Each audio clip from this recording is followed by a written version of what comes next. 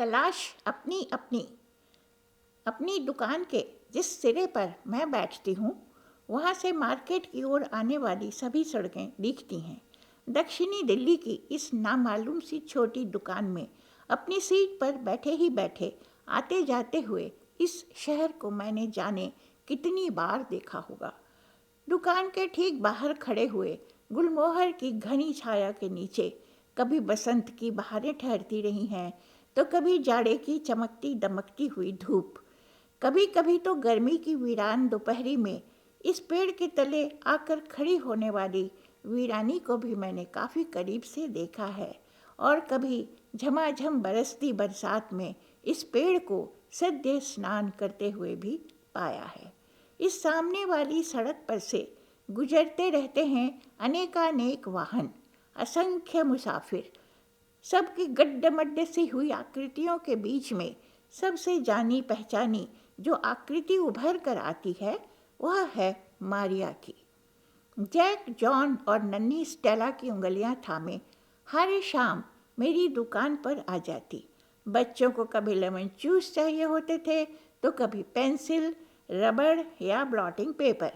कभी कभी वह इन्हें केवल सैर कराने के लिए भी लेकर आती। बच्चों को मैं नौकरों पर नहीं छोड़ती, वह मुझसे कहती।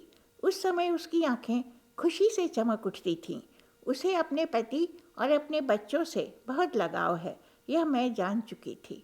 बशर्ते कि हमारा कोई समान धरातल नहीं था, फिर भी हमारी दोस्ती में प्रगाढ़ता आती गई थी। वह एक सरकारी अधिकारी की पत्नी थी और मैं लाहौर से विस्थापित कर दी गई रिफ्यूजी। मेरा घर बार सब वहीं छूट चुका था। अपनी इन्हीं आँखों से मैंने परिवार के लोगों की हत्या होते देखी। जाने एक अकेली मैं कैसे बची रह गई थी। शायद संदूक के अंदर जा छिपने के कारण वे मुझे नहीं देख पाए थे, जबकि पुराने संदूक की दरारों में से मैं सब कुछ देख रही थी। मैं पेड़ से कटी एक शाख थी जो आधे होश में और आधी बेहोश थी। घिसटता हुआ कारवां जिसने मुझे भी यहाँ तक पहुँचा दिया था। कैंप में सिर घुसाकर जीने को विवश थी मैं, बल्कि जीने की जरा भी इच्छा बाकी नहीं थी। फिर सबको मिला था अनुदान में कुछ न कुछ। मुझे मिली यह दुकान। तब से मैं इसी के सहारे जी रही हूँ।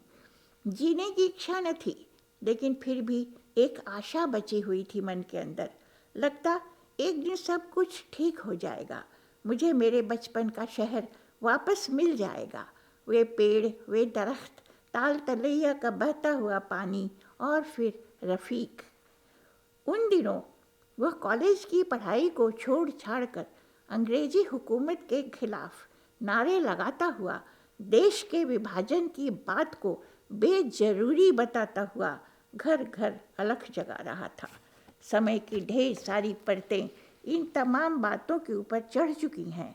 अचानक इसका पता मुझे उस दिन चला जब मारिया ने आकर कहा, लो मुँह मीठा करो, बड़े बेटे जैक की नौकरी लग गई है, वह ज्वाइन करने जा रहा है।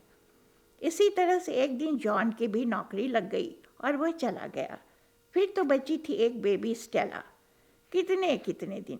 उसकी शादी हो गई एक दिन और वह भी चली गई।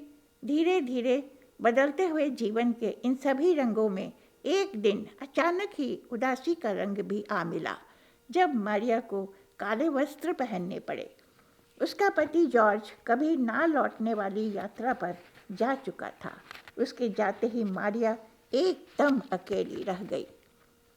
तुम्हें याद है, मारिया मेरी दुकान पर खड़ी हुई मुझसे कह रही थी, करीब 25 बरस हुए तुम्हारी दुकान से मैं इस कटोरी को ले गई थी। उसके हाथों में पत्थर की एक कटोरी थी जिसका ढक्कन टूट गया था। क्या इसके साइज का कोई ढक्कन होगा तुम्हारे पास? नहीं मारिया, इस तरह की कटोरियाँ अब आती ही कहाँ हैं। जाने अब तो कितनी तरह की धातुई कटोरियाँ आने लगी हैं बाजार में। पत्थर की कटोरी को अब पूछता ही कौन है। मैंने कहा था, तुम कोई दूसरी कटोरी ले लो। जॉर्ज को यह बहुत पसंद थी। मारिया की आवाज़ में बीत चुके बीते दिनों का दर्द झूल गया था। तुम्हें याद होगा, पहली बार जब हमारे घर फ्रिज आया था तब हम दोनों ने तुम्हारी दुकान पर आकर इसे खरीदा था। हाँ, मुझे याद था, क्योंकि उन दिनों अपनी दुकान जमाने के लिए मैं तरह तरह की चीज़ें रखती थी। उस वक्त मिर्ज़ापुर से आए हुए फेरी वालों से मैंने इस तरह की कटोरियाँ, मर्तबान और पत्थर के डोंगे खरीदे थे। साल दर साल जीवन चलता रहा था भले ही, लेकिन जब से मैं दिल्ली आई थी तब से प्रत्येक उर्स के मौके पर लाहौर से आने वाली बसों को मैं ज़रूर देख कर आती थी। गठरी गठरी जीवन और टुकड़े टुकड़े शहर को देखकर लेकर आने वाला प्रत्येक अजनबी मुझे अपना सा लगता था। जी चाहता उन सब से बातें करूं, अपने उस शहर की बातें पूछूं, ताल तलैया की बातें, उस गिलहरी की बातें जो हमारे घर के सामने पेड़ पर चढ़ती उतरती रहती थी, और पूछूं रफ़ीक का हाल। जाने वह, और मेरे दिमाग में झनझनाहट होने लगती। मन ही मन में भगवान से प्रार्थना करने लग जाती, प्रभु, वह चाहे मुझे मिले या नहीं, पर उसे सलामत रखना, जीवित रखना। एक दिन मैं अपनी उन्हीं एक तलाश से लौट रही थी। जनपद के फुटपाथ पर मुझे मारिया मिल गई। वह वहाँ के क्यूरियो शॉप पर अपनी कटोरी का ढक्कन तलाश रही थी। मुझे सहसा देखकर उसे शायद अपराध बोध हुआ था, क्योंकि गोल हैंडल वाले अपने बैग में उसने उसे छिपा दिया था। लेकिन फिर स्वयं के प्रति उसकी जो ईमानदारी की भावना थी, उसने उसे ऐसा करने नहीं दिया। मैं जानती हूँ मारिया ने मुझसे ऐसे कहा जैसे प्रभु यीशु के सामने स्वीकारोक्ति कर रही हो कि इस कटोरी का ढक्कन नहीं मिल सकता अब, लेकिन यदि इस सत्य को स्वीकार कर लूँ तो फिर जीऊँ कैसे। बच्चे बड़े होकर अपनी अपनी दुनिया में व्यस्त हैं। जॉर्ज चिर निद्रा में चले गए।